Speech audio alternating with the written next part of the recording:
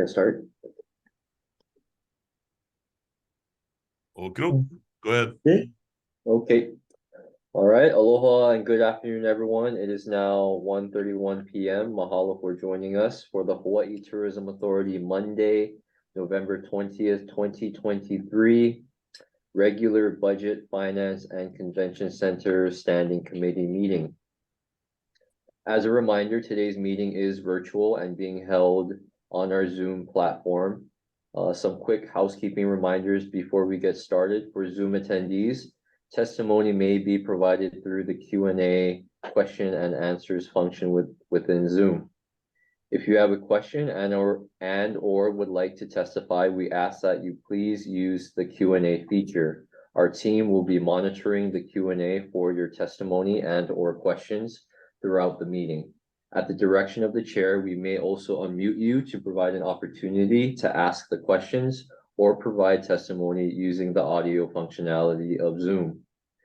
As we move from one agenda item to the next, the chair will pause to allow attendees the opportunity to provide testimony. We would encourage you to please be prepared as we near the conclusion of each agenda item, as we will move to the next agenda item after this brief pause. Should you wish to provide verbal testimony or remarks, please raise your hand via the Zoom feature at the bottom of the window. Once the chair acknowledges you, you will then be able to unmute yourself to present your thoughts. At this time, I will be conducting the roll call for this afternoon's meeting. As I call your name, if you would please confirm your presence by unmuting your microphone and confirming. Please also identify and any other persons who may also be with you at this time. Chair David Arakawa. Present. Vice Chair Kimberly Agas. Present, and no one is in the room with me. Mahalo. Member Blaine Miyasato. Present, and I am alone. Mahalo. And then finally, Member Mike White. Present and alone also. Awesome. Mahalo, everyone. Talon, one sec. I need to clarify. I am in the HTA conference room with Vice President Isaac Troy and Talon Kishi. So I'm at HTA with the other two gentlemen on the screen. Okay. Okay.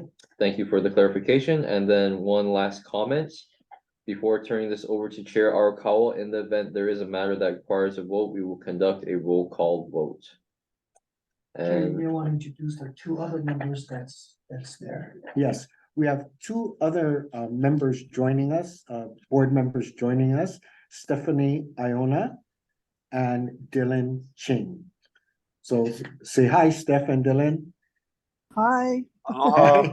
Hey, all right. Okay, they're wired in. And of course, we have the staff here. So are we gonna do the opening call to order, opening protocol right now, Maka?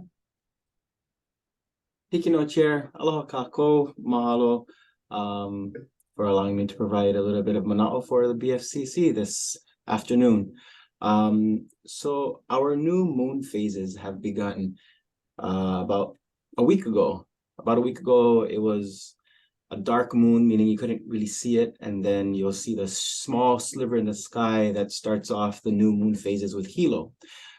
For the current moon phases we're in right now, the 7th through 10th moon phase, they are the Ole phases.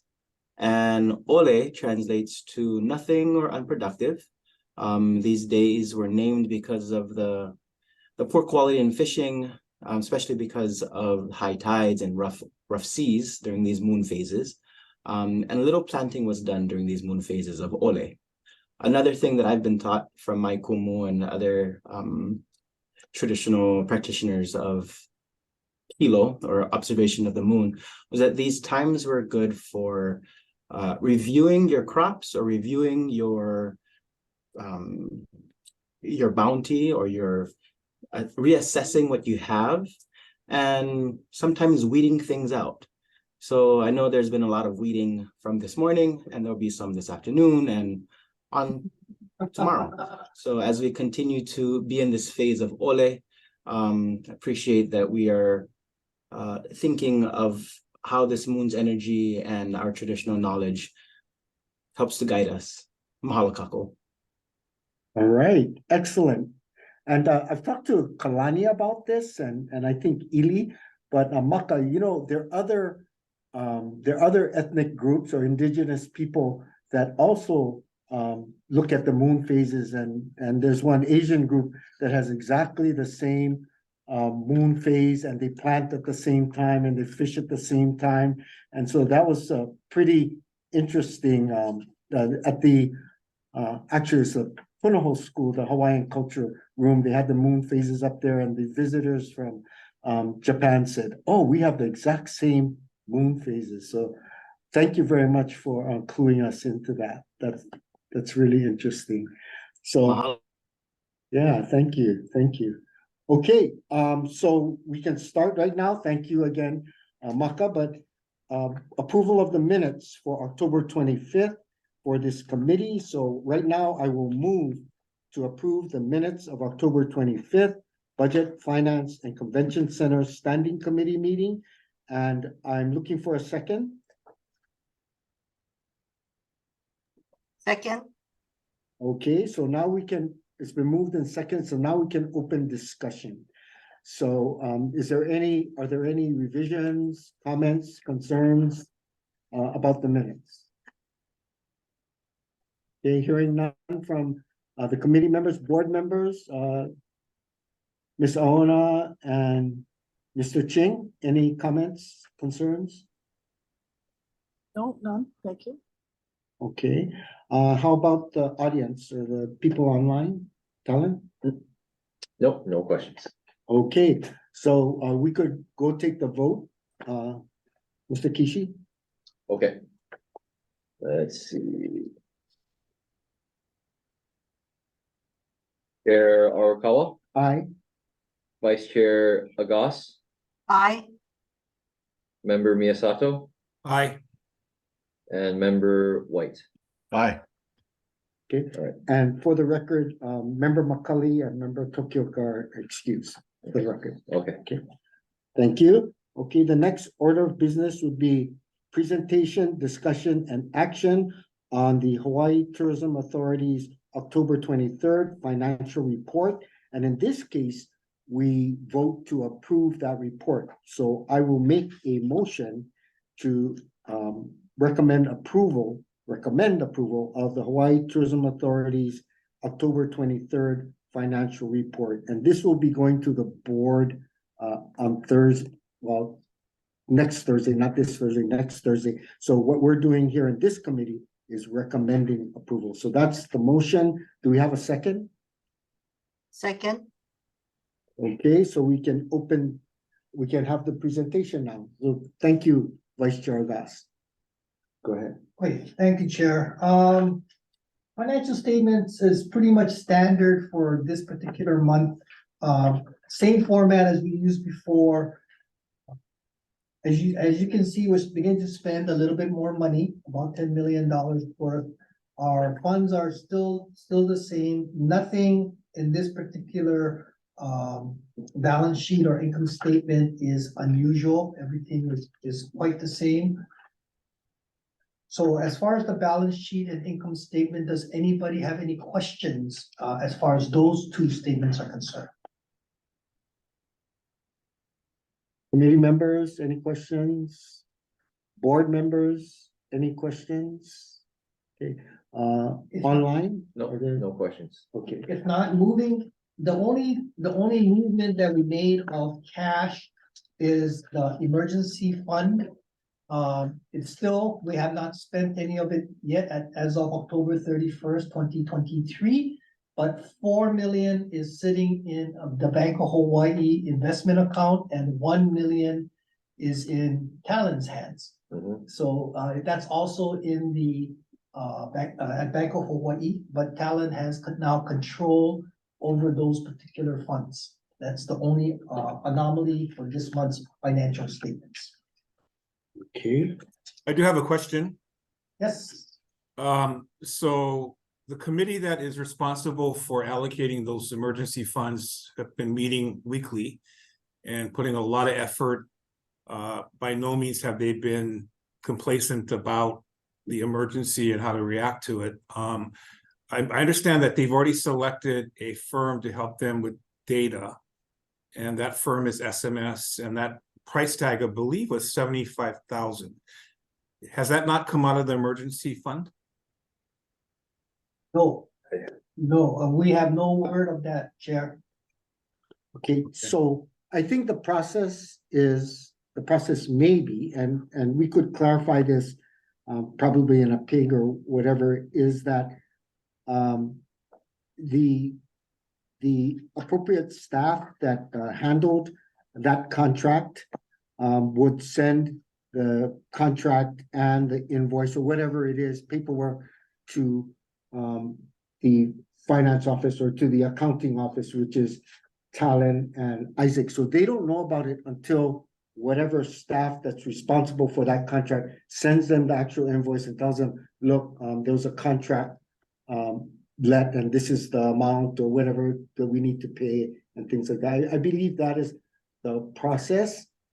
And I think we need to do things in certain committees because the pig reports 2 more times and it's months apart. So before the pig's final report, things will be done, but not necessarily because or at the direction of the pig, because you take action at the end of the pig report or after. Yeah, no, I absolutely understand. I'm asking more a process question because. Okay, good. Yeah, because Vice President Troy just explained that the full 5 million is there, and my understanding was a contract has been let to SMS. They're doing work as we speak. So if the contract was let, I'm assuming that, you know, and I was led to believe that the funding would come out of the emergency fund. You know, I don't want to belabor the call here. I just want to clarify process. That's all. Yeah, and so Also the Yeah. 250 chair Yeah, for the also the various 250. expenses related to the shelter, FedEx and shuttles. Okay. right, and we voted on that before. So Chair Chair. Miyasato, your questions are excellent because those are the questions we all want to know. So thank you for asking that. That's relevant questions, and this is the right time Okay. to Thank you. ask that. So Chair, if I may, these transactions is for all transactions through October 31st, 2023. The items that Kalani talked about is in November. Nice. And then, so we're gonna wait till the next month and I'll report up on that because I do. Okay. As far as the other item, nothing came, no paperwork came to our office as of this time.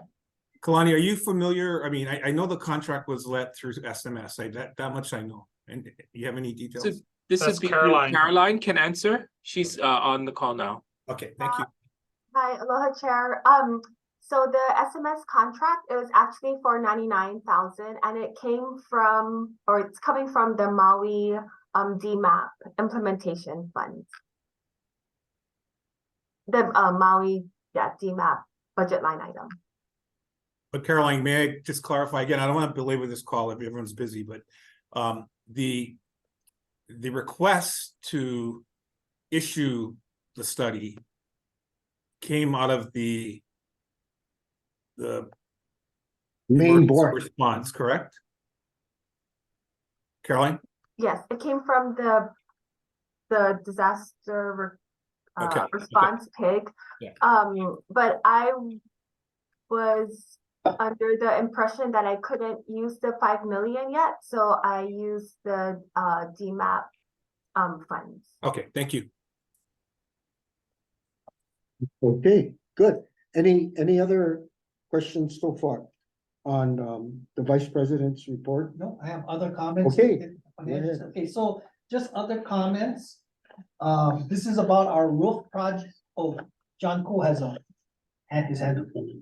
I'm sorry, I think you're getting to it right now. I was just looking at your summary bullet points, so go ahead, sorry. I'm sorry. Okay, so the Budget and Finance, or the governor, has taken away our $64 million for the Hawaii Convention Center roof repair. And it will go to the Maui wildfire recovery efforts. I don't think we should be that worried about it. The simultaneously, Budget and Finance has included $64 million in our ask for capital improvement funds in the next legislature. The project is not in jeopardy. It is still on budget, on time, on schedule.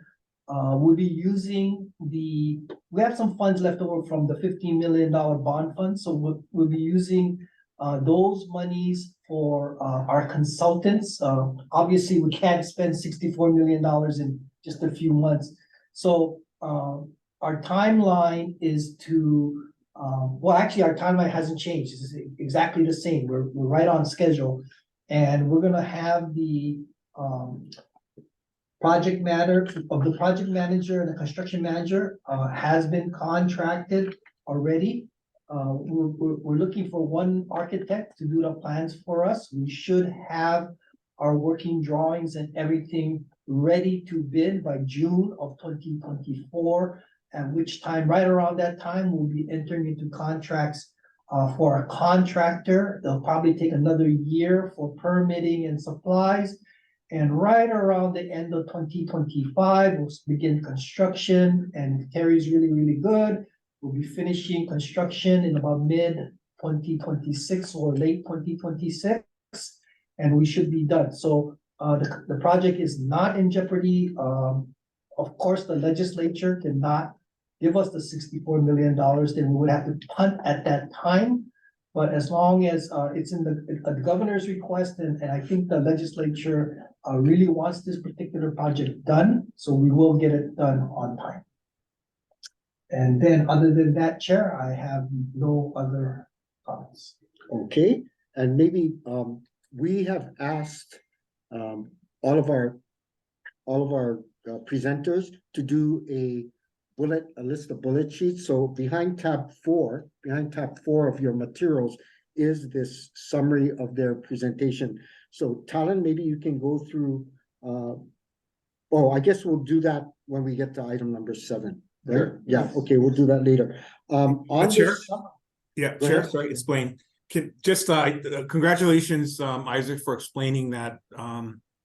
It makes me personally feel a whole lot better. And as it relates to the brand that is the HTA, and and how we've organized, and information is completely transparent.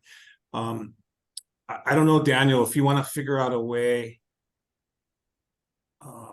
from a public relations perspective to encapsulate what Isaac just said.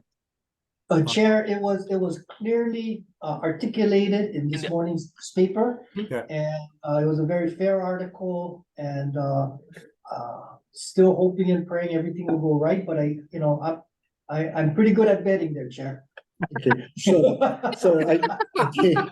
But real quick though, Daniel, Yes. you can work with Lilihia on I don't know if they've reached out for any kind of quote or whatever, but it seems They did. Okay. For the article, they interviewed us on Friday, and we provided the exact same information that Isaac had mentioned, Okay. and that's why it's in the article as written. Yeah. Yeah, I read all the media. I didn't get to it this morning. So no problem. Anyway, I'm very happy to hear that. Very happy to hear that. Yeah. Thanks. and then one thing we can do before the board meeting a week and a half from now is that we can expound on those bullet points on that summary. Yeah. So under that first on that third bullet point under paragraph 4 on the summary that's in your packet, we can talk about the taking away of the 64 million. We can expound on that. It's already here. And at the bottom of the bullet point, the very last bullet point that says it's the Form B, the governor and BFS put it back in our budget request for 25 to 64 million. We can expound on that too and say on time, on budget. Yeah. And so the things that Chair Miyasato were talking about will be clear, even if it may not have been explained in the article, at least for us and the people who read this, it'll be clear. So maybe, you know what, that you make a good point, Chair. So as part of the report that you do at the full board, since it's this is a public meeting as well, but it's a public meeting. I think just factually, what's happened here, will be helpful to our brand. The fact is we have these conversations, we've got really great leadership in the finance area, and throughout the organization. And, we should make sure all is not lost here. So, and I don't want to be that guy that didn't read the memo. So my apologies. Okay, all right, so that's it for item number 4. You can vote, vote. Yeah, no, any other questions by the other board member, the committee? No questions. By the board members that are sitting in, Mr. Ching and Miss Iona. Any questions? None? No, none. Okay, and how about online? Any questions Nope. about agenda item 4? Okay, if questions. not, you can take the vote, Mr. Kishi. All right, thank you. Chair David Arakawa, Aye. Vice Chair Kimberly Agas, Aye. Member Blaine Miyasato, Resounding aye. and then finally Member Mike White. Aye.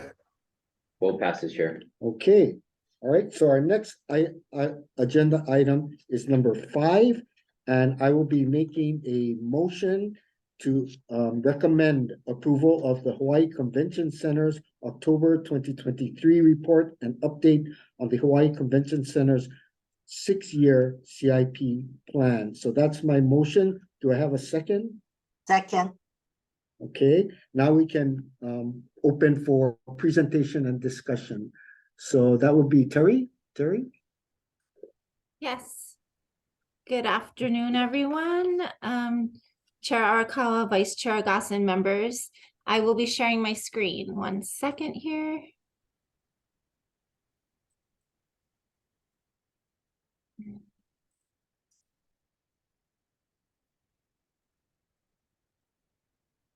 Can you all see that?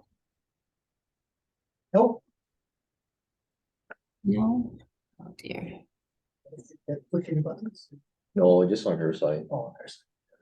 Okay. That is the water, that's the water cooler. That's not my stomach. Okay, go ahead.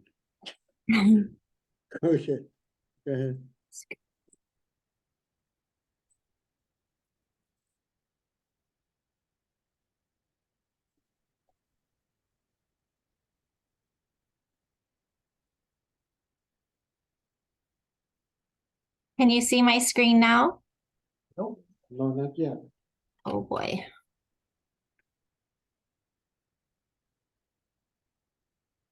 You can do it a cappella.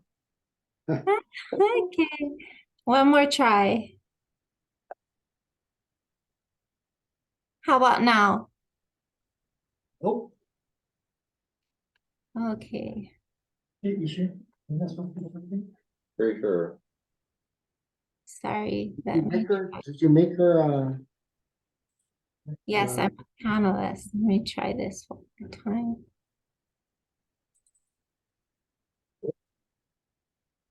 Oh, yeah.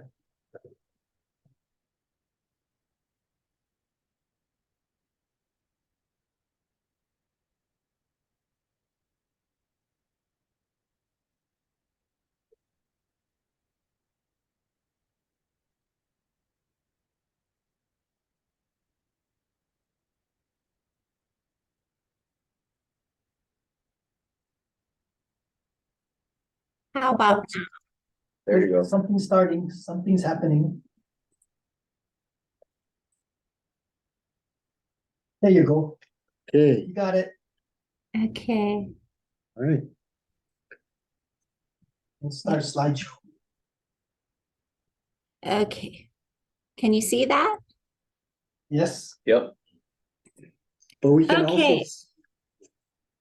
Financial showing. yeah, on the left, no, on the left side, You gotta start slideshow. all of the slides are being shown on the left side, but your main slide is in the middle. Okay, I'm so sorry. No. Okay, here we go.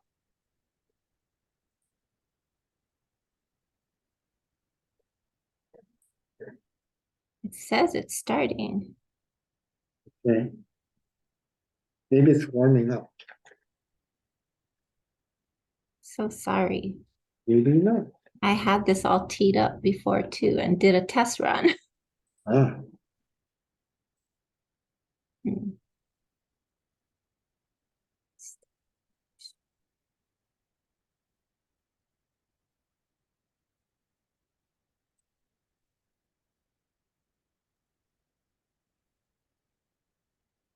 It may be on your other screen.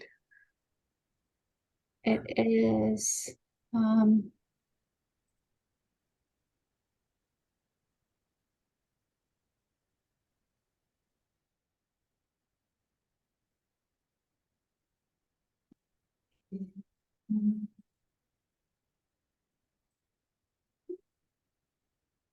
I'm so sorry. Maybe we should move to John Reyes and then come back to me. Okay, Sorry about that. no. John, do you have a slideshow too, or? John on, Is John on? I don't see him. Let me check the guests. Oh, he's not a panelist. He just texted me. Oh, make him a panelist. Please. Okay. Let me try this one more time. Whoa. Sure.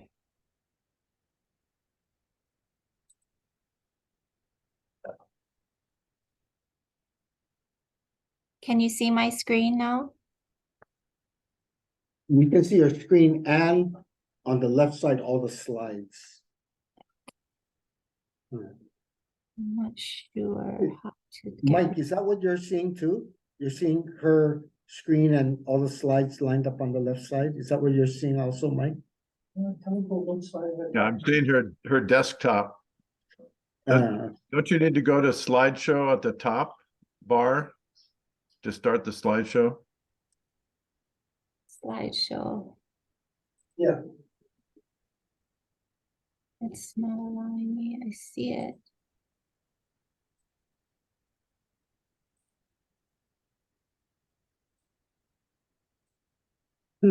Looks like you're doing everything right. Yeah, it does. Okay. But Start. she has the data, so does it matter if we see it Yeah. on the left? Yeah. Maybe why don't you just go through the slides one by one, and then that's okay. It's okay, totally okay, like Vice Chair Agas said. You can just go through it. Okay. Let me see. Can, Because is we it, all have. Okay, go ahead. is it working now? No. No. No, same thing. Oh, Oh, there we there go. it is. Oh, There it there is. we There go. it is. Okay. I think I had to Daniel's point, I had to take it off another screen. Thank you for your patience. Okay, so for the month of October, the Hawaii Convention Center saw a great mix of citywide conventions and local bookings coming through.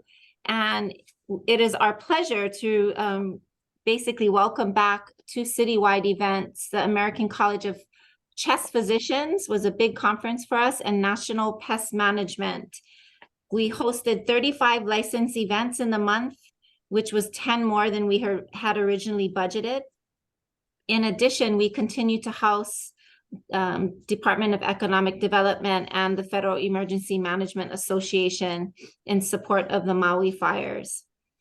So as shown in the far left corner, the total facility revenue for the month exceeded $2.6 million, which includes $176,000 of other income, which Isaac had asked us to separate that out, which we did there. And that is the third row down from the top. And that brought us to a net income of $353,500 for the month. This is our fourth consecutive month of posting positive bottom line revenue. As mentioned, I just wanted to highlight the other income was due to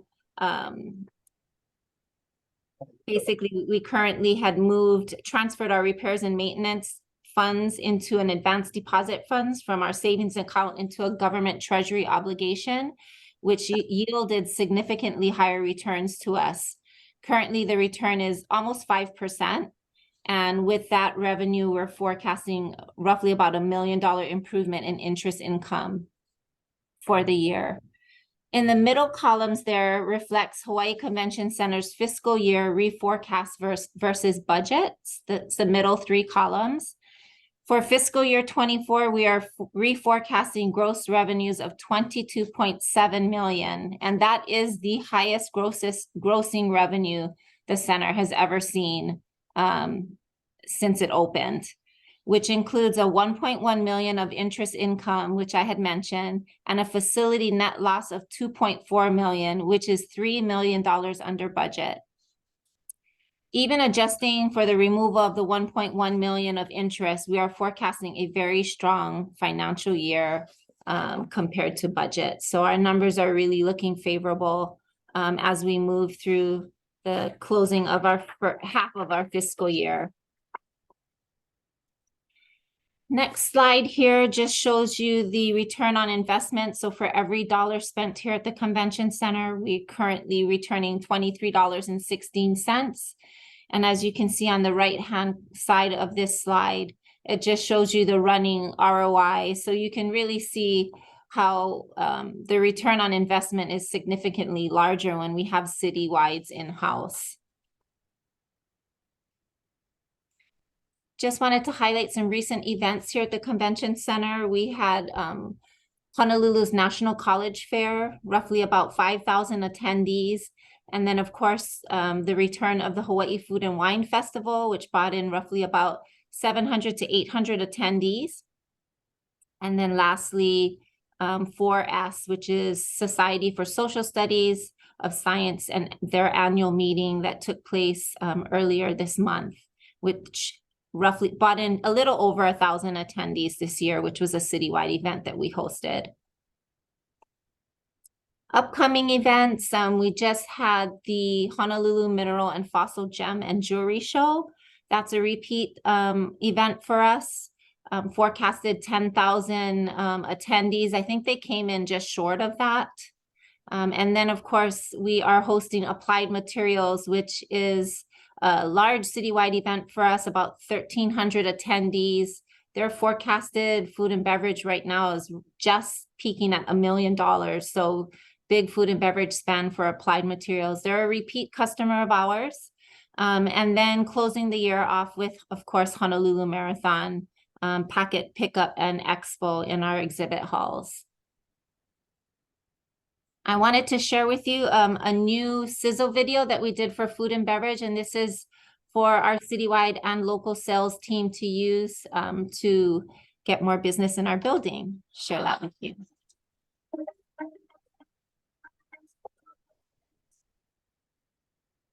Here at the Hawaii Convention Center, we take pride in food and beverage. In Hawaii, we invite family and friends over to our house and we sit around the table and we eat and drink. And we'd like to create that same experience here at the Hawaii Convention Center, bringing people to our center to gather around as family and friends and to share with them the spirit of aloha.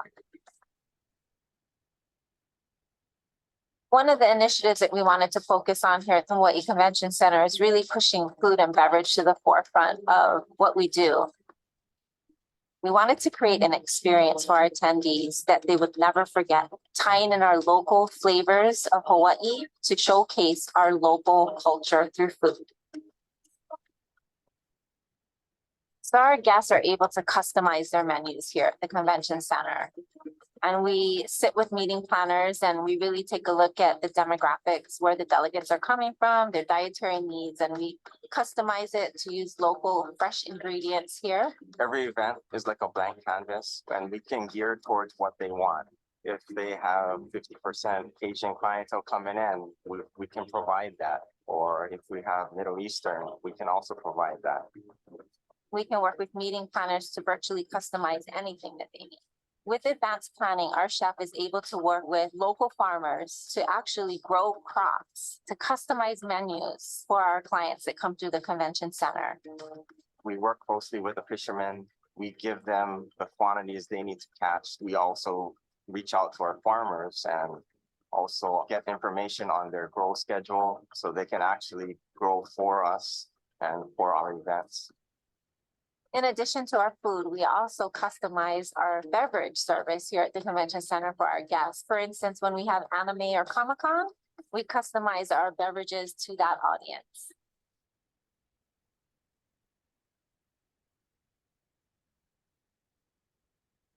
Our vendors and farmers are family to us. We work with them on a daily basis, and really outsourcing or flying things in from the mainland is something that we really look at as a last resort. We always try to shop local first. We provide for our guests with our local products, our local fisheries. We drive economy by using local vendors, whatever we can get fresh from the islands. Food is amazing here at the convention center. We want to create food they can look forward to, and when they leave the center, we want them to remember the experience they had. We really have put a focus and emphasis on pushing food and beverage to the forefront of everything that we do and trying to really create a memorable culinary experience for our customers.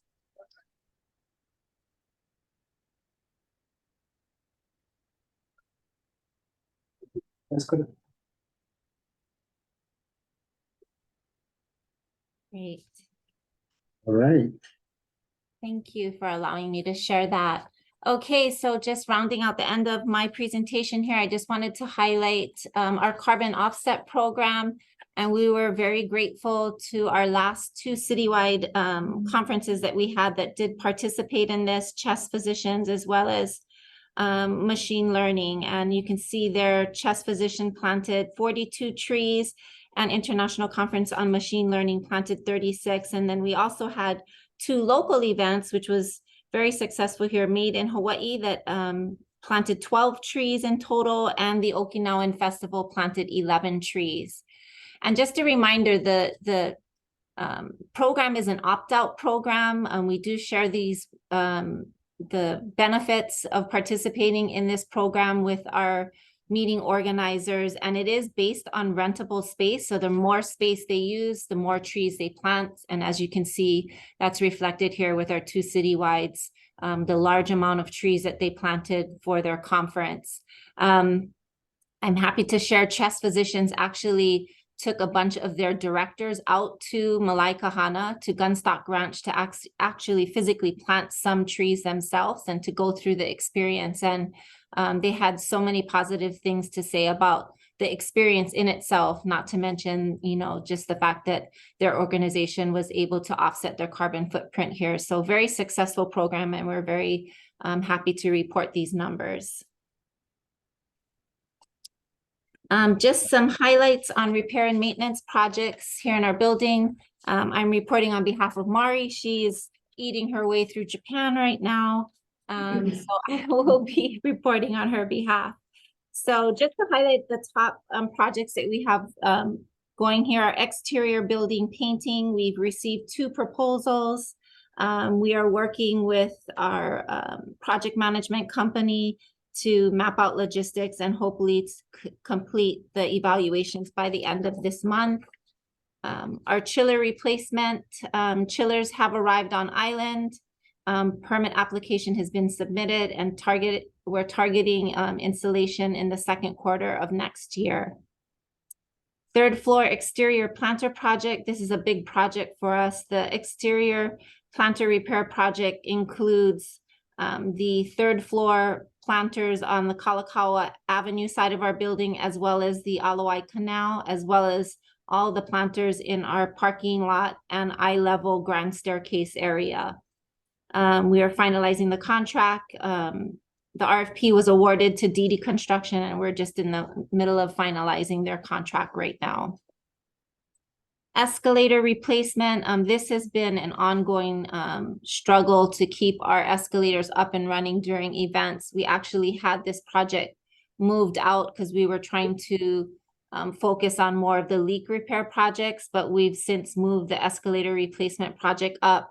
The RFP is in its final stages of review, and we target to issue the RFP by the end of the year to start phasing the replacement of all of our escalators in our building.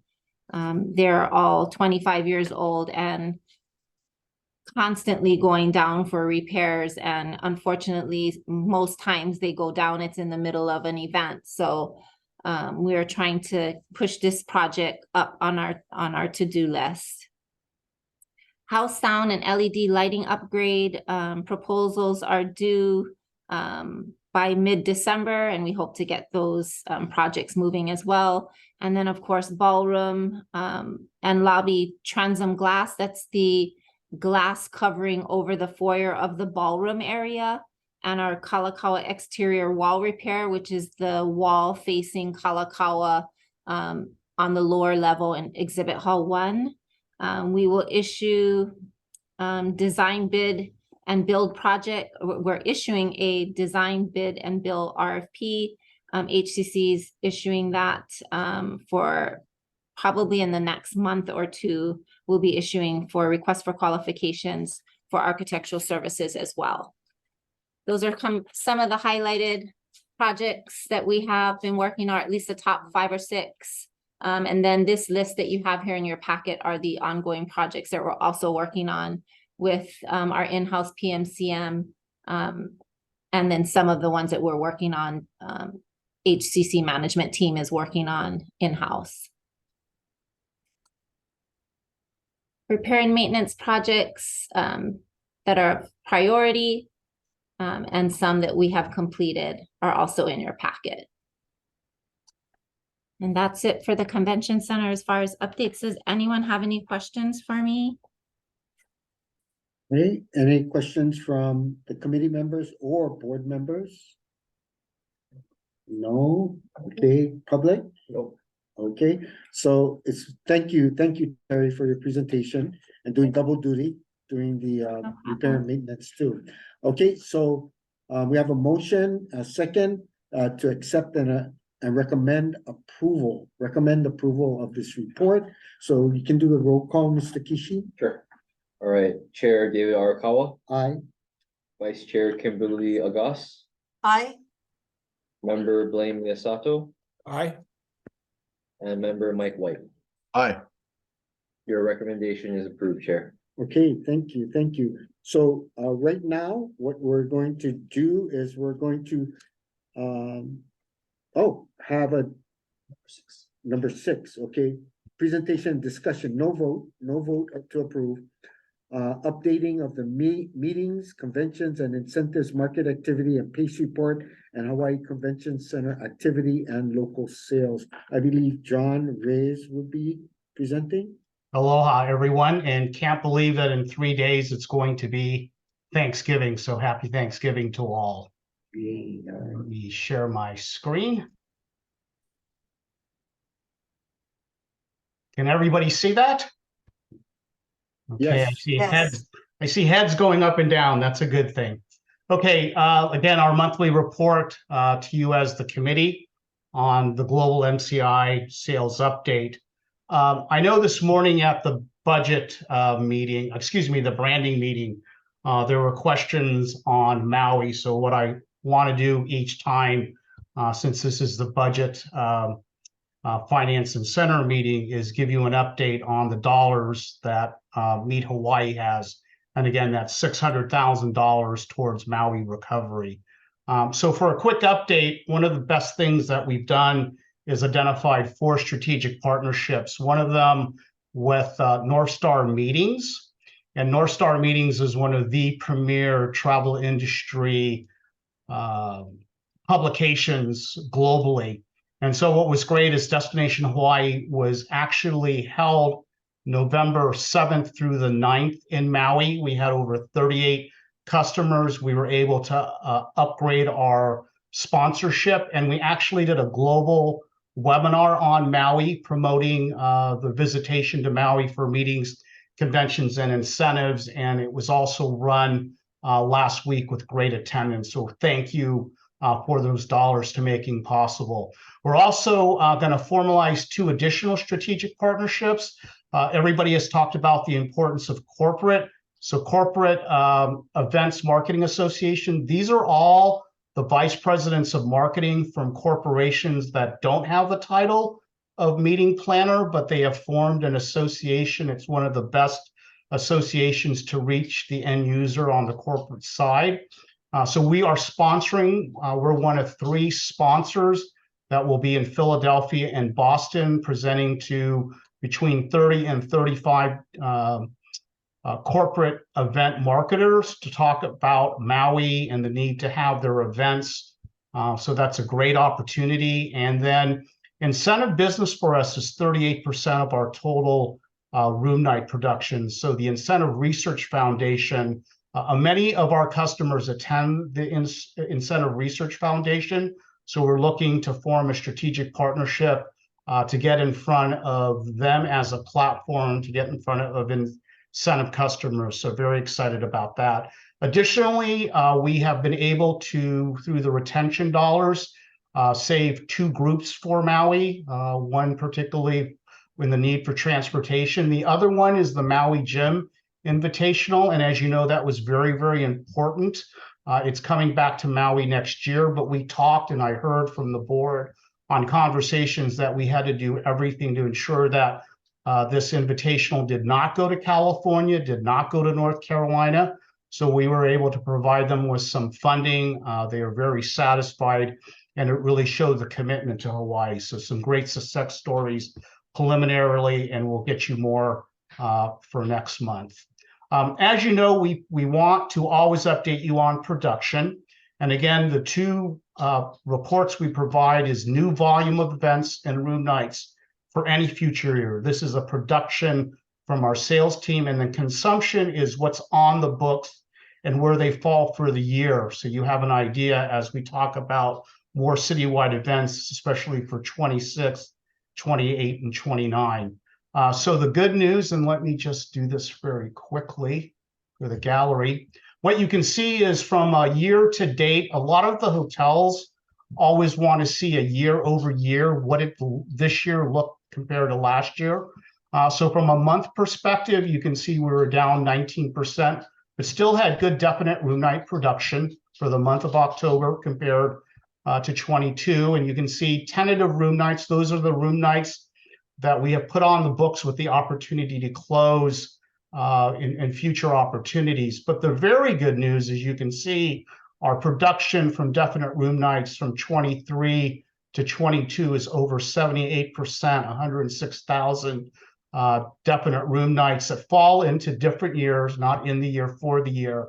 And what's really, Terry and I talk about, the exciting part is the opportunity of tentative room nights. That's up by 53%. So these are future opportunities that we're looking to book. And this comes out of our monthly status report that you as HTA board members receive. From a future pace consumption, these are citywide events on the books. Again, what's interesting is we know that it's 26, 28, and 29. And again, to read this, when we say we're 128% ahead of pace in 24, what that really means is right now, at this time of year, based on historical forecasting, we should be at about 68,205 room nights. We are at 87,000, so we are ahead. Again, this is just a snapshot, and Terry and I have constant conversations that we're just not focused on room nights, we're focused on events. But this tells the continual story of 26, 28, and 29 as a focus. In regards to booking trend, and Chair Arakawa has always asked, can you tell us what have you added in new events? So the good news is you can see for 24, we added 1 new event. For 25, we added 1 new event. And for 27, we added 1 new event. So we went from 59 events last month to a total of 62.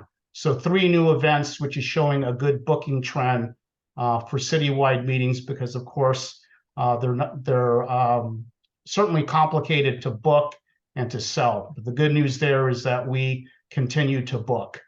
Again, this is just to remind the board or the committee that Terry and I, the Meet Hawaii and the center is all about collaborating on production, not just room nights, but an event goal. Again, you had conversations at the brand standing committee and review of the budget of the importance of a short-term corporate citywide seller. Again, we've introduced for 24 individual event goals to ensure that we're focused on room nights and events. And again, we're targeting those tentative events for the years that we showed, 26, 28, and 29. From a future pace definite events, the way you read this is on the books, we have 14 events.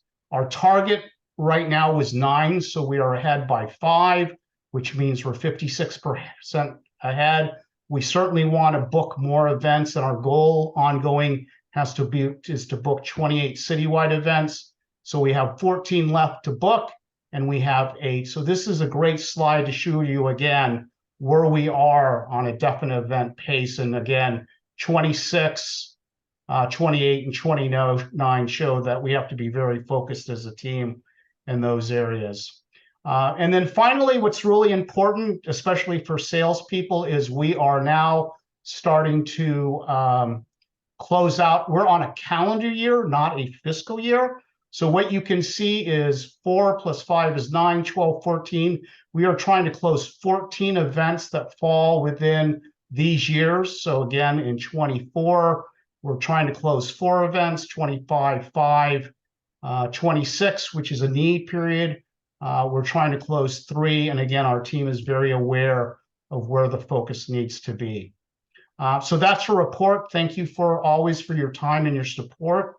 And if you have any questions, I am happy to answer them. But that's the report for this month. Thank you.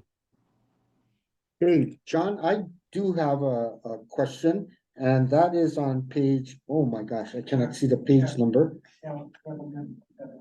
Oh, we'll have a member first. Okay, Chair Miyasato, or Member Miyasato, go ahead.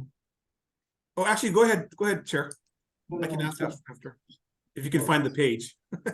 Do you want me to put the Kupuna fund? Yeah, I thought about that, but then I can't get the numbers in. Do you want me to put the PowerPoint back on and just run? No. It's Okay. the one that says Maui Recovery. It's the one that says Yes. Maui Recovery. Okay. And you mentioned somewhere in there that it's the MCI outreach, and you mentioned in there that you saved, quote, saved, unquote, 2 groups, and you didn't quite explain why. I have a feeling you saved them with the Marketing Opportunity Fund, or something we call MOF. And we have that fund because we're in the middle of the Pacific. And so if there are transportation costs, like they're moving, displays and things like that, the cost to bring it to Hawaii is much more, and they cannot find some things in Hawaii, or they have to do other things. And so it costs more to come to Hawaii to do that. So that Marketing Opportunity Fund helps us close the deal, so to speak. And the reason why I want you to explain just a little bit about that is during budget time, we look at cutting things. And so it looks like, oh, that's an easy thing to cut. So you can maybe explain why that's important, that fund is important, how that helps us close major deals. Yeah, so basically you're talking about MFF, the Marketing Flexibility Fund. And what was the most important coming on board 4 years ago was that at that time, Chris Tatum, as the president, wanted to ensure that we were using that incentive fund to close business, not to open business. So every major destination has an incentive fund, but we as a citywide team, specifically in the question you asked, use it when we're up against other destinations. And the 3 biggest obstacles for us is the perception of almost like a Las Vegas destination, where it's more of a boondoggle. The cost of having a citywide event through logistics and trade shows, transportation of goods through, the freight via ocean, and then primarily the length of planning. So you are right. We have a budgeted MFF per year, and we review that. And then when we qualify, and there's actually a formula, a worksheet, that we have to have a minimum of a 4 times return to the state, and the center has to make money. That's why we're so focused on corporate groups. But that MFF allows us to be competitive. And just as a point of example, when I was chief sales officer in San Francisco, we had over a $2 million incentive that we would give to groups per year. Just for the committee's perspective, ours is $850,000. Hey, thank you. Thank Chair, you. if I might, Go ahead. I just ahead. want to note for everyone, right? The MFF was also reduced in the fiscal 24 budget and potentially in 25. And so I just want to call into sort of the bigger consciousness, the importance of MFF, as has been articulated. But again, the constraints with our budget have continued to force many of our budget line items smaller and smaller.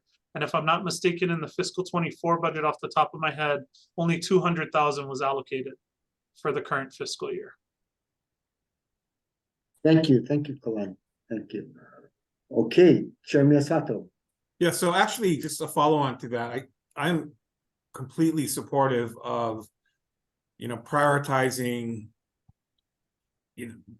from a budget perspective, spend that has ROI attached to it. So this is a really good example of, an incentive that helps close the deal. If you lay down what the revenue implications are, it's a no-brainer. I'd like to do that for everything we do, and this feels like it's happening, and you're asking the exact right questions from my perspective.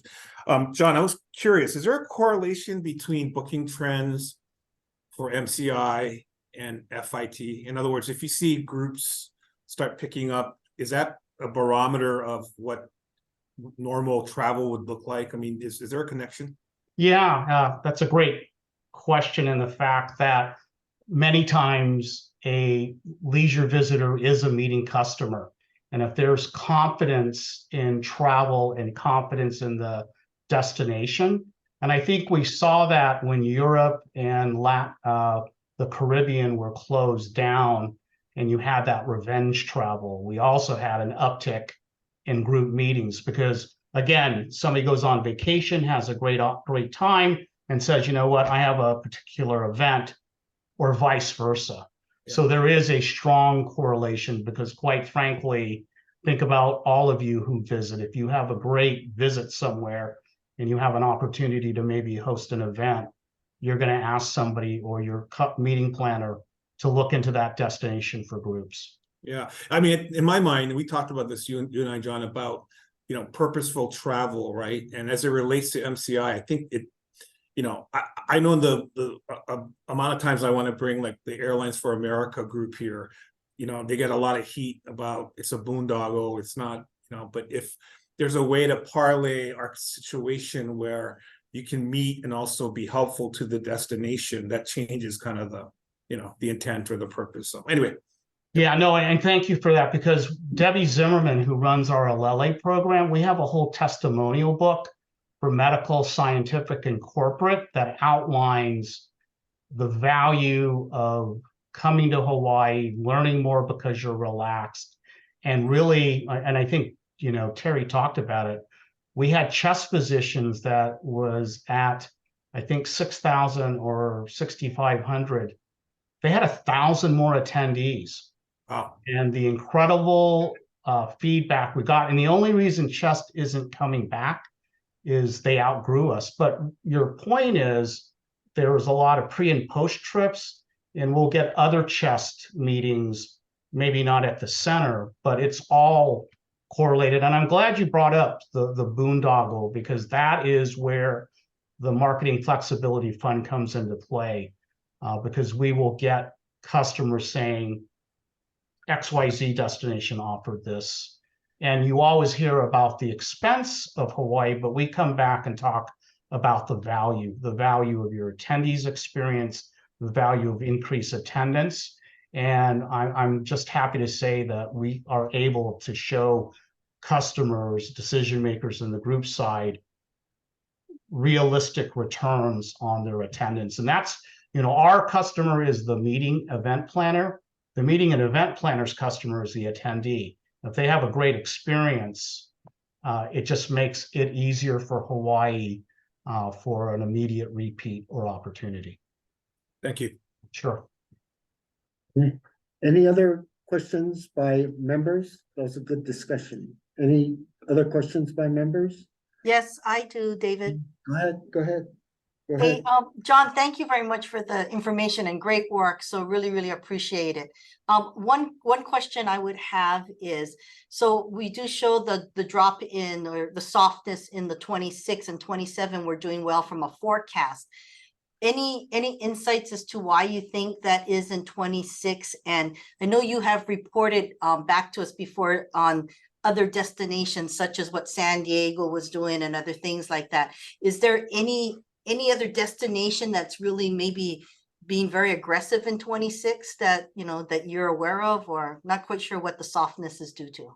Well, it's fun. You know what the softness is due to is the fact that customers, and you'll understand this because of your property's interaction with group meetings, but especially with citywides, their meetings, their conventions were postponed, so they had to redo their 20, 21, and 22.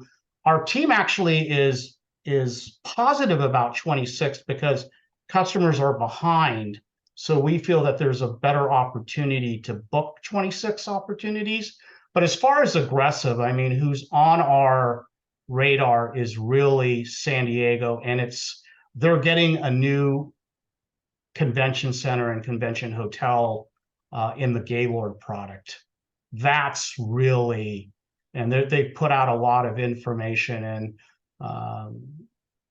Chair, I'm glad you brought up the roof and the 64 million, because in conversations with citywide team members, we've got to get a communication that yes, the 64 million is being used, but it's being replaced by bonds and traditional financing, and we're moving ahead. And that information has to come not only from me to Hawaii, but from official sources, because customers have already called us about the article today saying, you just told me we were good, now we're not. So we're already starting to work on that communication, just FYI. Great. Thank you. Thank you. Any other questions, Kimberly or Member Vice Chair Agas? No. Okay.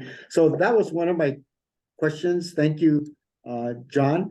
And my question was going to be about that news article and about coming out in this meeting, in this very meeting, the CFO or the Vice President of Finance and Accounting for HTA says we're on time, we're on budget, notwithstanding that article and notwithstanding the change, the governor's change in the budget, FY24 budget, that FY25 were included in the FY25 proposal. So perhaps you can work together with Terry and our staff on a message that we could all agree on to go out to assure the people that are thinking about booking that the roof project's on time, on budget, and this is not going to impact the timing of the repairs. Yeah, getting a quote. Isaac, by the way, has been great, very upfront, and I'm sure Terry will jump in, but getting a quote from Isaac, the Hawaii Tourism Authority, Daniel, or others,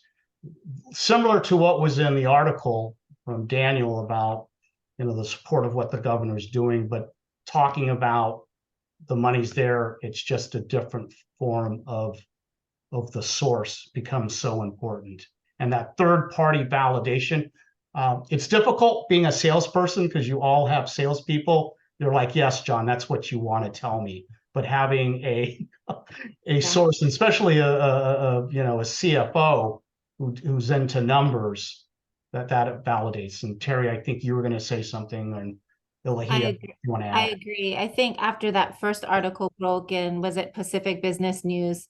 I mean, I must have got 20 calls from local event organizers wondering what the heck is going on, and I had to reassure them. But I mean, I'm reassuring them on not really anything that's factual yet. So I think if it comes from higher up, whether it's from Isaac or Daniel, or even someone at the state capitol with assurances that funding will take place and this project will move forward as planned, I think it will put a lot of meeting planners' minds at rest. I mean, John, you and I have been on numerous calls with citywide meeting planners, just going through the assurances that this project would not impact them. So I think it would help us all just in general.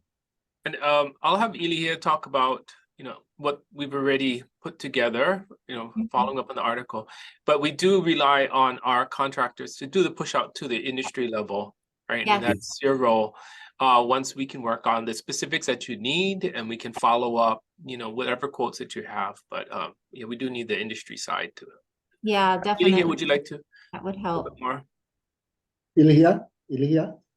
Yep, so HVCB, John Monahan requested a letter to that effect on Friday, and it is up on my other screen right now. Okay, Perfect. and then we can attach, I don't know, we can talk about Form B, right? Form B, because Form B is the governor and budget and fiscals, their recommendation on the FY 25 budget. So it's right there in black and white from the administration that they're gonna put in the money for the convention center roof repair in next year's budget. So, you guys can all work offline on this, so it's good. Thank you for raising that, John and Terry. And last question, John, Ilya or Blaine? Ilya, Blaine? Actually, not a question, just a real quick shout out to Terry and the team. I think all of this reaction to it is, at least from a local public perception, right? I think the roof repair got lumped into rail, and it's that kind of sort of public view of public projects, right? And so it's less about whether it's going to get done or not. It's much more about is there bureaucracy stopping it? But that's an offhanded way of complimenting, because the convention center has, as of late, recently, last couple of years, become, kind of an icon of Hawaii events. And, if Really you hold a has. good event, you go to the convention center. It's a lot of times the media is in front of the statue in front of the convention center. I mean, it's becoming iconic, and that's It is. that's a really good thing. So anyway, thank you. Thank you for that. Thank you. Okay, seeing no other comments by any board members, I have one more question for John Reyes, and that is on page whatever it is, event strategy collaboration. You talked about focusing on hiring corporate citywide seller, and that was a huge thing, and we actually added that to the budget proposal. So what is the status of hiring that corporate citywide seller? Because we lost an all-star, and hopefully you'll hire another all-star. So, Well, Terry and I have been coordinating, and we have an all-star that we're talking to. So we're working through the negotiations. Terry asks me that every minute of the day. okay. Well, She doesn't even say hi anymore. She's like, have you hired them yet? Great.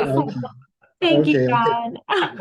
Okay, so hopefully that all-star is not listening, because then his or her price just went up. But anyway, okay, all right. Any Thank you. questions or comments? Thank you. Thank you, John. Any Absolutely. Thank you. No, I did, Chair. Okay, go ahead. Chair, just to note that the incremental funding related to being able to hire that person, as well as the programmatic funds that are tied to it, is still dependent upon board action on November 30th. And so once that's done, then we can proceed with contract paperwork on our end. Okay, very good.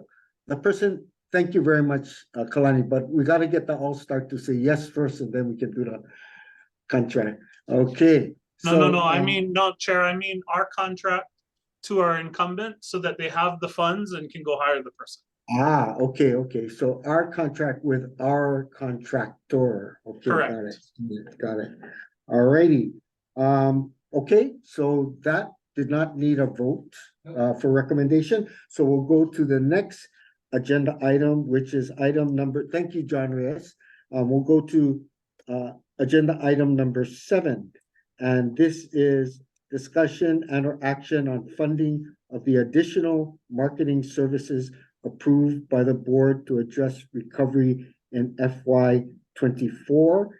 And on this one, I will be making a motion to adopt the worksheet that was approved, not to adopt, but to recommend support and approval of the worksheet that was recommended for approval, was approved, I guess, for recommendation to the full board by the branding committee this morning.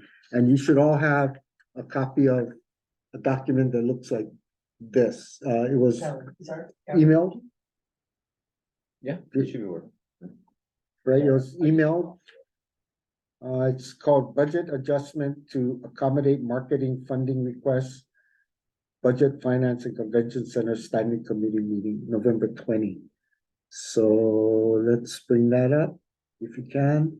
I don't think we can bring it up. I just want to make sure that they see it. Can everybody see Chair Call? Can anybody see Chair Call? We can Yes. see Chair Awakawa, yes. Okay, can you see what I'm holding up, kind of, sort of? This is caveman style, really, right? You know, cave person. Talon has the file and he can share it. Okay. Okay.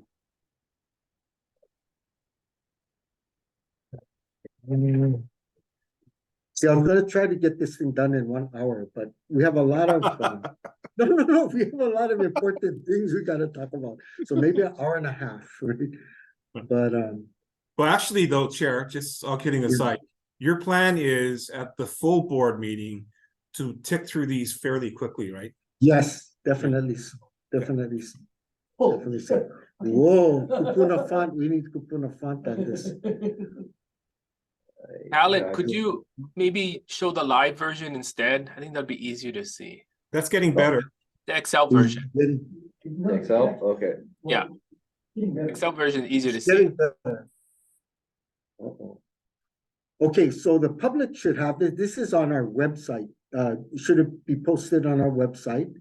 And it was just, it's hot off the presses from the meeting this morning, the branding committee meeting this morning. So we just posted it. Terry, okay. Thanks for your comment, Stephanie. Okay, so yeah, so now we can see it. Okay.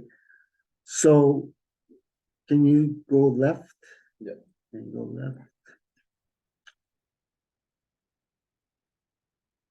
Okay, so the items under branding incremental requests, these were all approved by the full board. Recommended and approved by the full, recommended by the committees, appropriate committees, and approved by the full board. So now we're looking at how we are going to fund these incremental requests. And some of it is going to be from money that we haven't spent yet. So you can scroll down, program savings, and some of it is from program cuts, okay? And comments were made this morning about sporting, our sporting spending or our spending on sports event and how important that is. And I think that our staff and the board members on the branding committee got the message loud and clear that to the extent possible, we would try to save the funding for major sports events that showcase Hawaii, bring people to Hawaii, make people love Hawaii and wanna do sports or watch sports in Hawaii.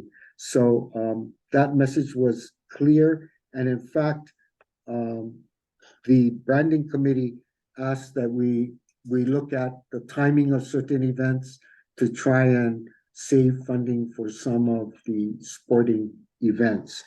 So you know, the program cuts were discussed in the branding committee fully and deeply.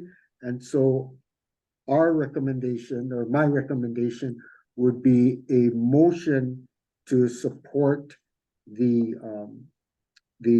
proposal, the recommendations of the branding committee on this incremental request, savings, cuts, and sources list. So that's my motion. Do I have a second? Okay, so now we can open to discussion. Okay, Chair Miyasato. Thank you. Just a point of clarity. So what was approved by the branding standing committee this morning, if memory serves, was all the highlighted yellow. We specifically talked about those line items. Yes, we did. Yeah, yes, okay. Okay, Right? Because isn't the other ones that are not highlighted in other committees for discussion? yes, yes. So to the extent that the cuts are in whole Kahua committee or anything or of that nature, they'll be discussed later, in that appropriate committee. But we did discuss the top six, the branding incremental request and the other funding sources and the other program savings, right? But you're right, on the program cuts, we did not touch DMAP, we did not touch on Hawaiian Cultural Initiative, we did not touch on the other non-highlighted items. So you're correct, Thank you. Okay, Daniel? Acting CEO? Yes. Okay. I just wanted to suggest an amendment to this, which is that because this is the budget committee, we are looking at only the fiscal 24 funding. So that's a cash flow. So the staff still needs to work on adjusting some of the programmatic approvals. For example, I'm talking mainly about the incremental requests. If it falls within the fiscal year, anything outside of the fiscal year, we should not include in this request, and then instead put it into fiscal year 25. And we'll do that because we're going to show 25 at the board meeting as well. So we have to spread it over the 2 years over the 2 fiscal years, because remember, the final funding we're looking at is only a cash flow basis. Yes, okay, so those two are clarifications that were also discussed and understood by the branding committee, correct? CO Nahopi, right? Yes. Right? So Okay, they approved the full program, which would be run over the whole calendar year. Right. But here in the budget committee, we only look at fiscal year, so we have to make those adjustments ourselves. And we can do that. The staff can do that and present it at the full board meeting.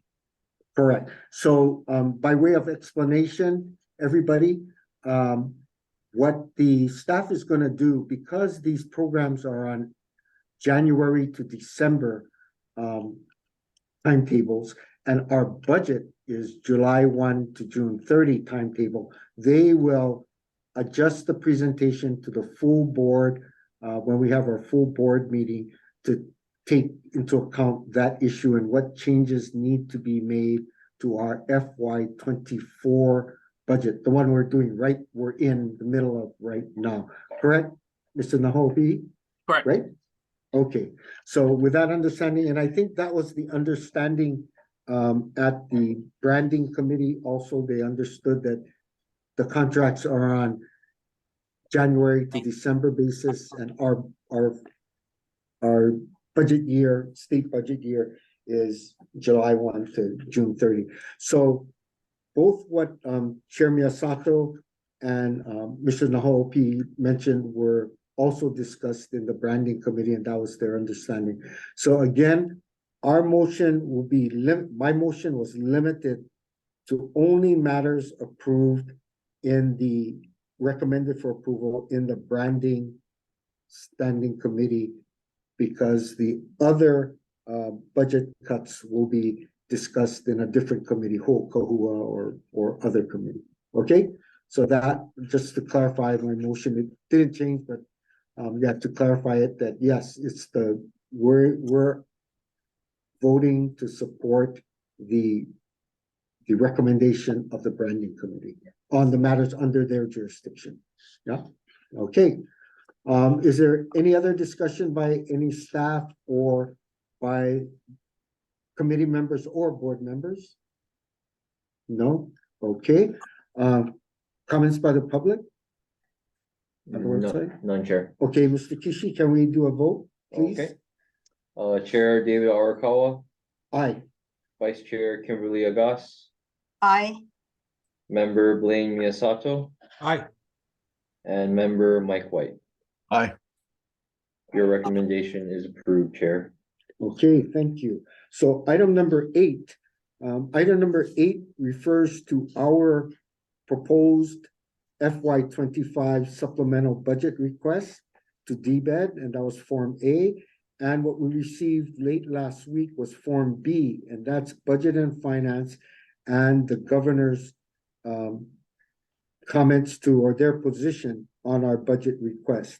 Our Form A asks for $69 million for HTA, and the Form B that came back cut that. Well, go ahead, let you explain it. I'll let you explain. First of all, I'd like to say that listening to the budget discussions by members of this board, perhaps if you would like to know how the state budget is done, I just finished giving a class to the finance committee of the House of Representatives, and I can give you more details. But the Form A is our departmental budget. That's the one we submitted, $69 million. Okay, that would be our agency's budget. That's the budget we're gonna go with all the way through signing dot. Okay, we're not gonna bargain against ourselves. We're gonna keep on asking until somebody finally says no. Okay, the Form B, the BNF director and the governor takes our Form A and they modify it.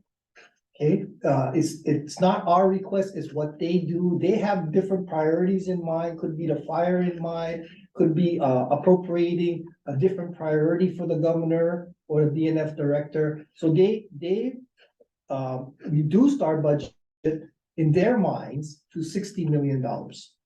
Our next step is gonna be in about December, late December, January. We're gonna have an opportunity to present, and I think at the next board meeting, there's gonna be some modifications. I don't think there's gonna be too much, but there's gonna be some modifications on what the changes in the budget the board would like. And that testimony will now go to another branch of government. It's called the legislative branch of government. So this particular exercise we're going through right now is the executive branch of government. So in December, we'll have an opportunity to present our modified testimony to the legislature. Probably going to be a joint committee. And then you all know that the budget starts in the House of Representatives, just like Congress, okay? And they will deliberate on that. And they may make changes to our budget, okay? Then it will be crossed over to the Senate, okay? And then we'll have another opportunity to see the changes that the House made, and of course, our original request. And we'll have another opportunity to testify. We'll be testifying again for 69, or it could be $79 million, whatever we want to testify to. Okay, then both chambers will go into conference and they will come out with their final say around May, which is signed dot. Okay, and then by that time, not done yet, we're not done yet, right? We will know what our budget is going to be.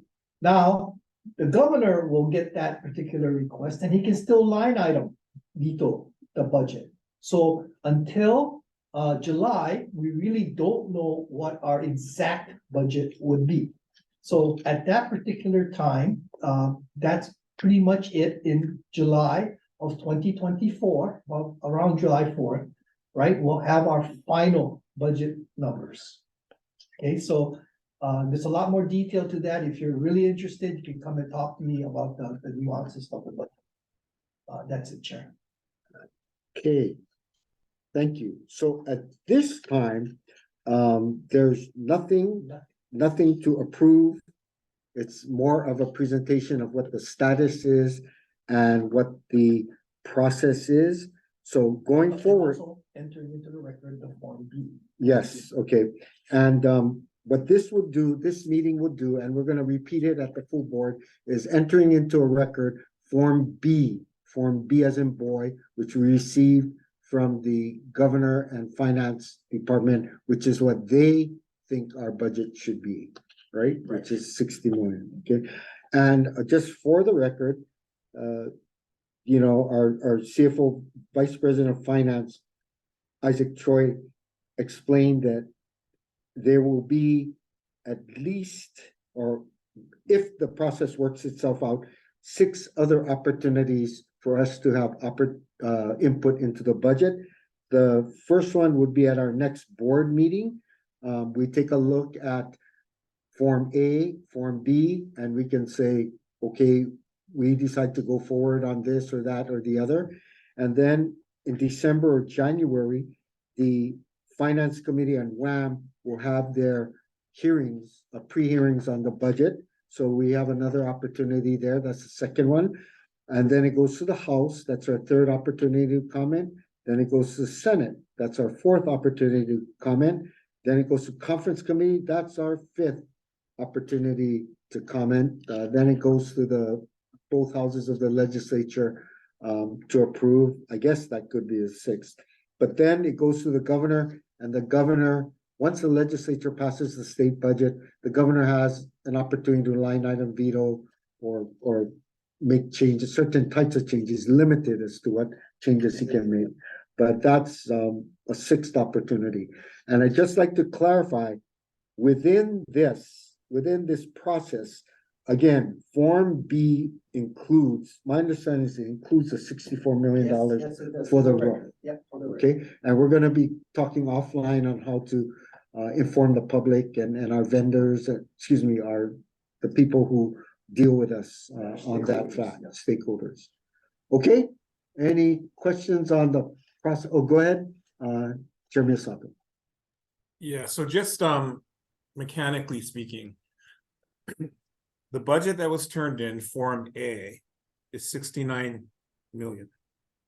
Correct. And Correct. just to, not to be thick about it, but the Vice President of Finance says that we're not going to give up on that. We can go to the Hill on it, and we have several opportunities to do so. So does that then suggest that Form B is not the conversation we should have at the full board? It should be Form A.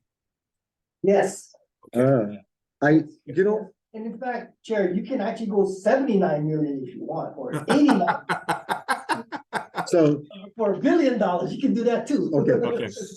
So, and that's where I'll have to have a conversation with our VP of Finance, because in the past, we have asked for much more, and we had messages from the governor's office and from the legislature. No, it's not going to be 79 million, it's going to be 60. So the past budget chair and I was vice chair at the time, we said, you know what, we better prepare for our full ask, but we should also prepare for that 60, what they're telling us they're going to give us, because we don't want to get stuck in this, how do we reduce, what do we cut, that kind of a thing, right? Prioritization. Yeah. Yeah. So that's where I think now we agree, right? You know, that we need to be mindful of the number that the governor said, 60 million, governor and BFS, because if we disregard it and say, oh, we're not even going to address that, we're going to be in trouble, right? So we need to prioritize. And I don't know, I don't want to run out of time at our full board meeting. We're going to devote the lion's share of the time to this conversation, even if we have to go into executive session. But the sort of, my hope is that we can accomplish both, right? I want to maintain and go to the Hill with what we need, as opposed to what we think we're going to get. And what we need is going to be backed up with data and science, to the extent that we can demonstrate ROI. You can demonstrate when you spend $1 here, you get 10 back. I mean, that's kind of, and it speaks to our strategy and our plan. And anyways, not to get in the weeds, but I hear what you're saying. It's music to my ears that the VP of Finance is saying, here's what we put in, and whether we have the courage of our conviction for that number or not remains to be seen, but that's where we should start. Is that correct? Yes. Okay. Yes. Okay. I agree. We agree on that. All I'm saying is we need to prioritize that 69 million just in case. Okay, thank you. All right, so that was for information, and we don't see any other comments online or anywhere. Okay, so we will move to agenda item 9, and this is primarily a status report. We're not going to get into the weeds on that because getting into the weeds or that kind of thing is going to be done at the staff level or possibly in other committees, right? So this is more or less issues that have been raised by the legislature or by our consultants or stakeholders. And so we're just going to assure the public that we are working on these items. And that's what this whole item number 9 is. It's just a checklist of things we're working on. So it should take 1 to 2 or 3 minutes to go through each item. And so I'll start by the status and use of the Tourism Emergency Special Fund. So, Mr. Choi? We voted on the worksheet today. We'll stand by that. Okay, so the branding committee and the this committee voted on the worksheet. Kahua still has to do it, and it's open for full discussion at the full board, right, Mr. Chair? Chair Miyasato, right? That's correct. I mean, so Yes. no matter what, we always go to the full board publicly, but each of the relevant committees are having, the opportunity to have a say, and since they're the ones managing the ultimate outcome. And so yes, that is the plan. That's the way this should work. And yes. Very good. Okay, and so any other comments by any board members? Okay, or public? No. Okay, see, that was under 3 minutes. Okay, B, it's the status and response to the House Tourism Chair Quinlan's review comments on the fiscal year 2024 operating budget. And this one, I understand staff is working on the response right now, and Staff is working on response, and I have a meeting with Representative Quinlan tomorrow. Okay, very good. Thank you very much. Thank you very much. That was item B. Item C is update on campaign effectiveness, cost benefit ratio, ROI for incremental budget requests. And this one, Chair Miyasato made his comments known. And Member White, who's the chair of the admin committee, I was looking at the minutes, Member White, and of the last budget and fiscal meeting, and you brought this exact topic up. And so campaign effectiveness and that kind of thing. So Daniel, the status on that, you folks will be working on it, making sure that those issues are covered in the contracts that are made with our contractors for the incremental increases. Is that right? Yes. And now that we are finalizing the scope of some of these projects, now that we have funding range, we will be doing those calculations with them, as well as for the existing programs, because part of this was also a request about existing programs. The staff is collecting the information and is summarizing it. We should have it by the next board. We should have some information at the full board meeting, but a fuller report will come later. We need a little bit longer since some of the programs are still occurring over the end of the year. So. Okay, so any comments by members of the board or committee on this item C, update on campaign effectiveness, cost benefit ratio, and ROI for the incremental requests? No? Okay, staff is working hard on that. Yeah, I'm sorry, Chair. The only thing I would add is, while we focus on the incremental, I think given the heavy lifting we have to do for the 2025 budget, understanding programs across the board and the ROI. So that's a tall order, Daniel. I admit, before now in the board meeting, but while we focus on certain programs, I think for the benefit of the full board, as we fight for a 2025 budget, having as much data on ROI would be super helpful. Yeah, no, it's part of our task. It's structured into the way we develop the tourism marketing plan every year, or tourism management plan every year. And so we just need to finish collecting some of the information since some of the programs are just starting to wrap up and such. So or we have to make adjustments for the reporting. And in future branding committee meetings, Chair Miyasato, we can take a look at and we can ask to bring up the proposals by not only the incremental proposals, like you said, but the ongoing contracts to see if the ROIs or the deliverables should, or the KPIs, the key performance indicators should be revised based on the Maui situation or other things, right? So that can be an ongoing process. We can talk to our chair of the branding committee and Ho'opohua. Any committee that has contracts, that's a good point that we can ask them to take a review of the KPIs, key performance indicators, and ROI. Yep. So that's good. That's a good thing. Okay. All right. No other comments online? No, Chair. Okay. All right. So we'll move to item number D, and that's HTA pass-through accounts. And this is on the agenda because I was contacted by two of our larger vendors that said they had large amounts outstanding. One vendor said they had 4 million, but the good news is those have all been paid, and staff is working on policies and procedures to make sure. And last meeting, they talked about some of those policies and So, procedures. Chair, if I may, Okay, go ahead. the past due accounts problem here at HTA is systemic. We're gonna have to find a systemic problem for it. Solution. Well, I'm sorry, solution for it. One of the staff comments was they're kind of behind because of all the work that they have to do, not only their regular work, but of course for the board. And so they're getting behind on the deliverables, they're behind on checking the deliverables. And then that kind of rolls into late payments. So it is a systemic problem. We are working on it.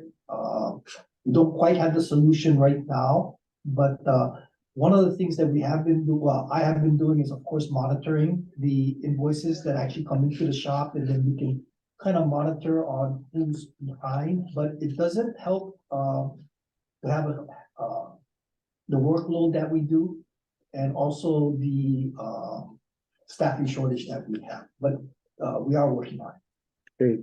Thank you for making that point, Isaac. I fully agree. On our side, on the programmatic side as well, I've oversaw some changes in the process. But as Isaac mentioned, there's only so much we can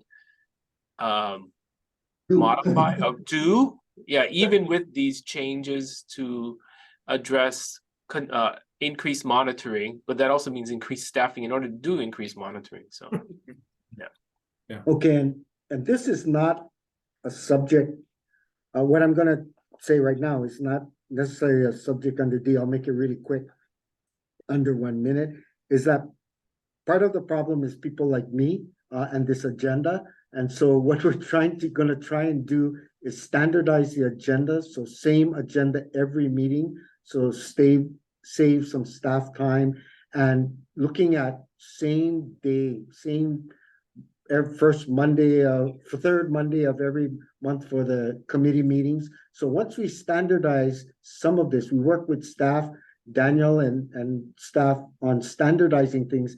And then, board members like me won't be making these requests to change the agenda and things like that going forward in the future. So that should save some time.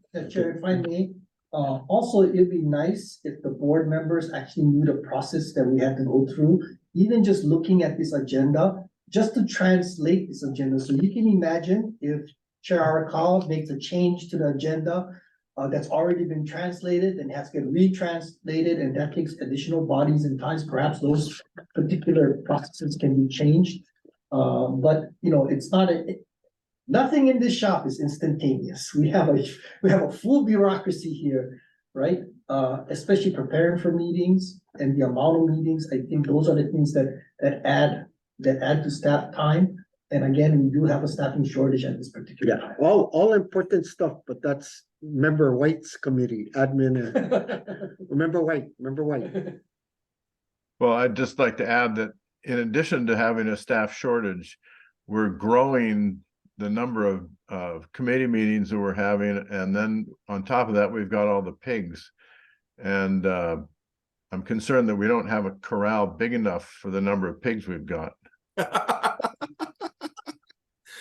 Anyway, joking aside, that I think the board has to be very respectful of the amount of time the staff has to take on their own jobs, and every time we add another meeting, it's going to add to their load without giving them any help.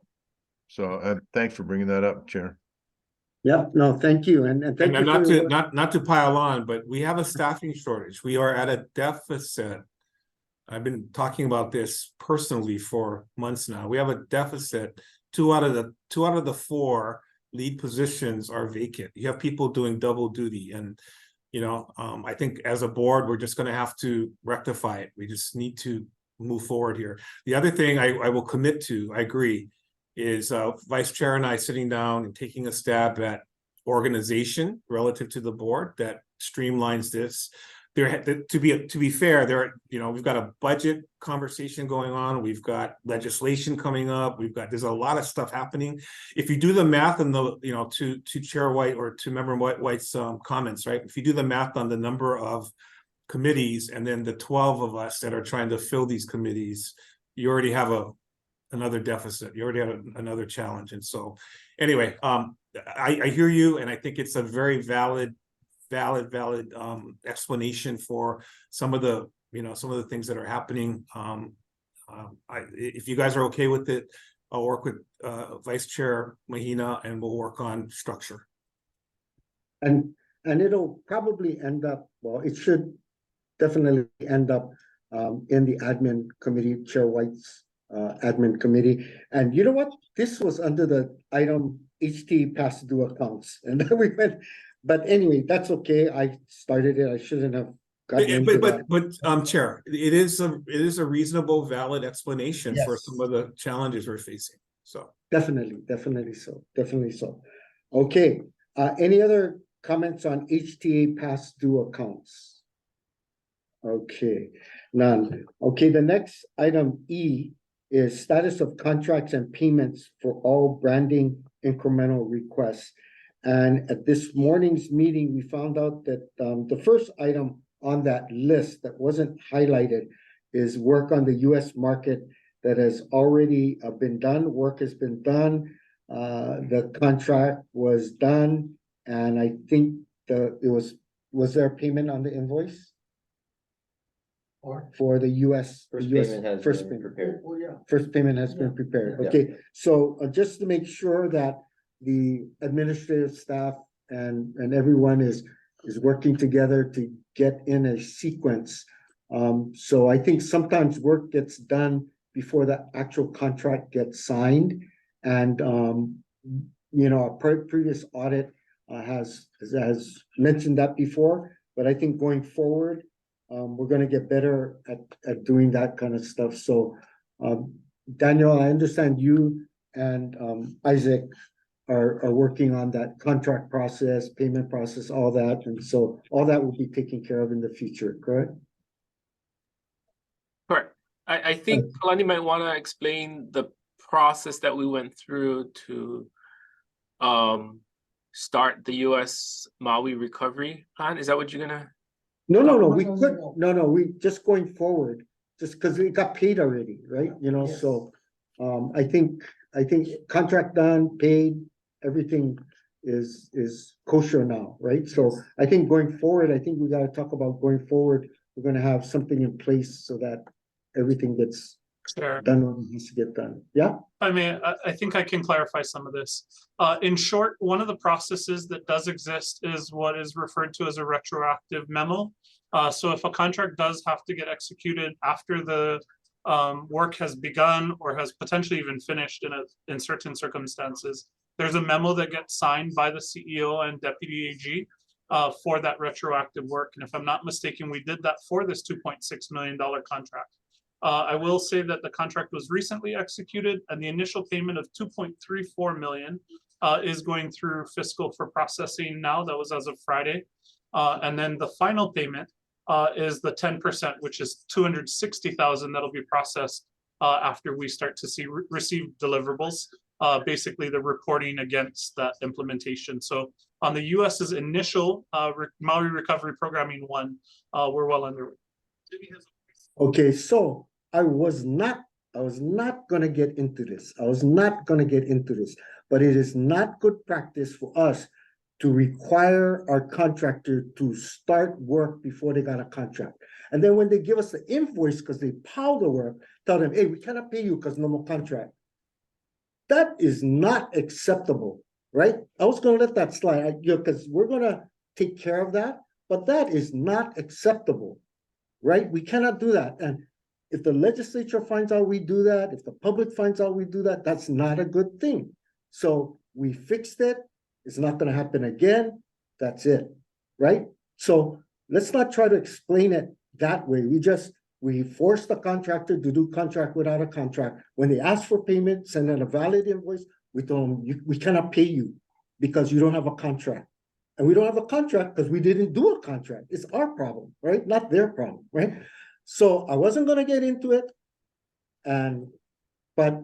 But we just gotta clean up what we do, and we're capable of it because we have capable people. Okay, so sorry about that, but this is just supposed to be a checklist that we're getting done, and things are getting done. So anyway, anything else on that? Contracts and payments for all branding and incremental requests? No? Okay, go ahead.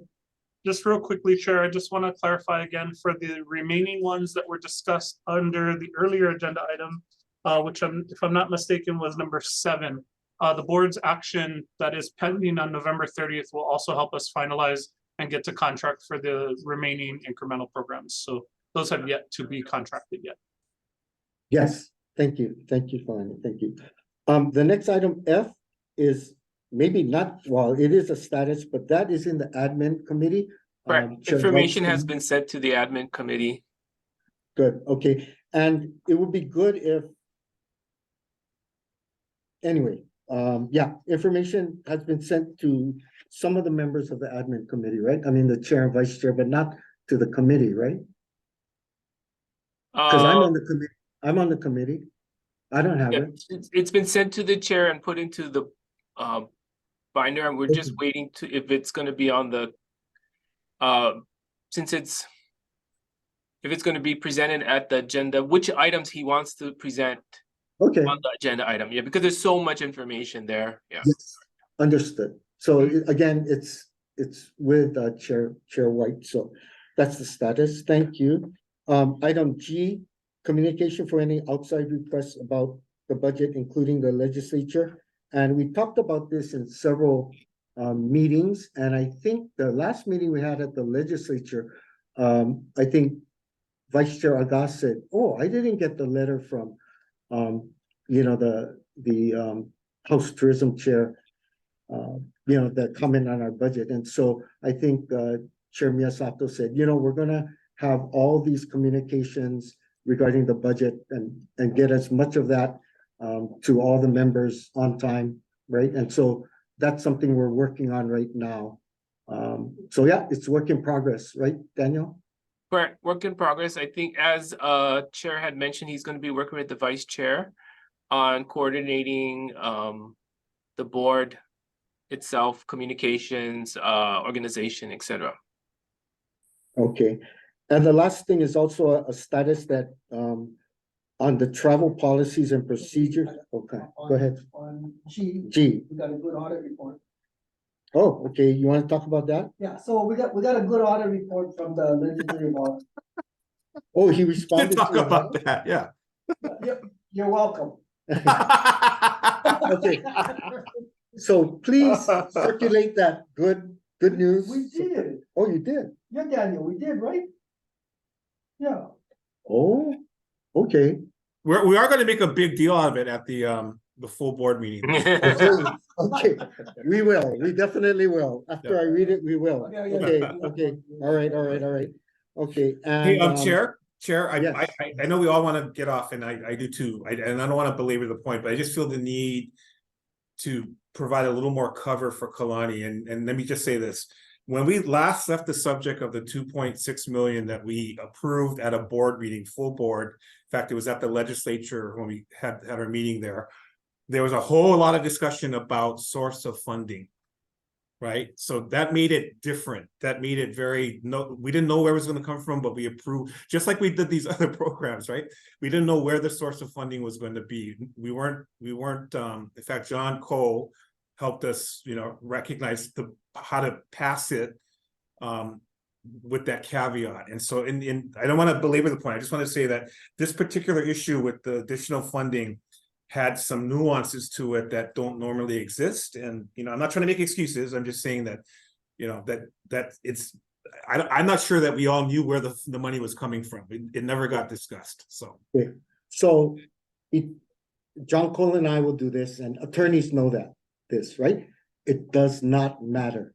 The source of funding, because it says subject to funding. That contract says subject to funding. So that's not an excuse not to do a contract, force a contractor to do the work, and then when they submit the invoice saying I did the work, tell them, hey, I cannot pay you because we don't have a contract.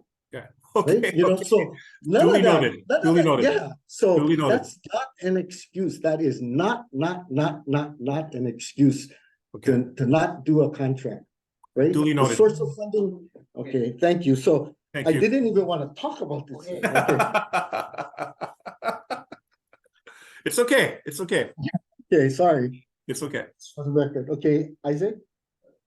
Anything? Moving on. Moving on. Okay. Moving on to H. I'm trying. That was travel policies and procedures. That's something that we're going to be asked about in our meetings with the finance committee and RAM. So just be prepared. Just be prepared, and that's all, right? So we are participating with DBED, Deputy and Director. The entire DBED department is has a coordinated travel report log, which since our travel is approved by from DBED, Deputy and Director, they are tracking the information and they are prepared. Should the legislature ask for a report, ASO Fiscal for DBED will be able to provide spreadsheet without having the problems of scrambling to get one done. So in other words, we submit all the travel requests through them, and they coordinate any reports that are asked from the legislature.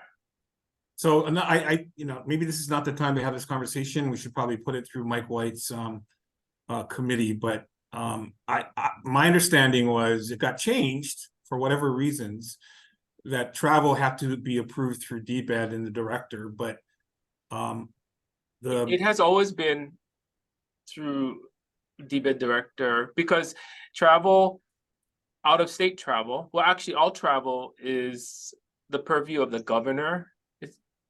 There's a memo and everything to explain this.